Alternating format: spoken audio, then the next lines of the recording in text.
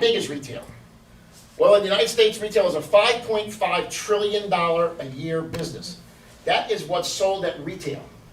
That represents about 24% of the US economy, but if you add in the manufacturing, the construction, the operation, the shipping, all of it comes to about 75% of the US economy. 75% of the US economy is related to retail. And that's the rate retail grows at annually and has over the last 50 to 75 years.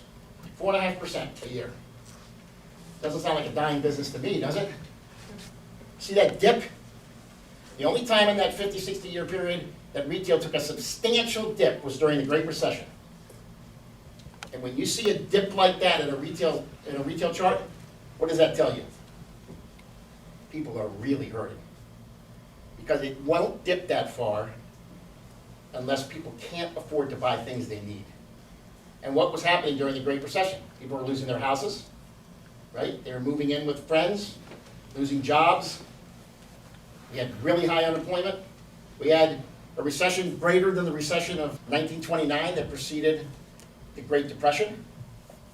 And so you had a dip like that when you have literally cutting into the bone of what people need to survive.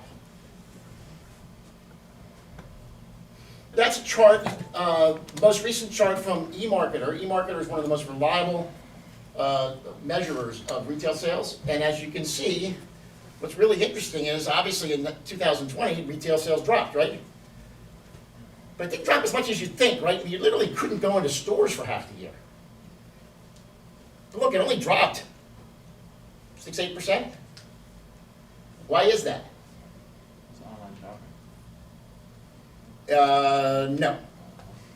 Online shopping played a role, but that's not why that is. The reason that is because about 80 to 90% of all retail sales are things you need to live. They are not sources of pleasure. They're things you need to live. So what people cut out was pleasure shopping. But they couldn't cut out needs shopping. So it only fell 6-8%. And then what happens in 2021? It actually goes up higher, right? Because they deferred spending in 2020. And then what happens in 2022 and beyond? It goes right back to normal. And that's what happens in retail all through history. Because the majority of retail sales are what people need. They're not optional. This is the world, and the world represents an $80 trillion a year economic machine. About 25% of the world's economy is retail. It's about $20 trillion. But again, if you add in everything else, it's about 70% of the world economy.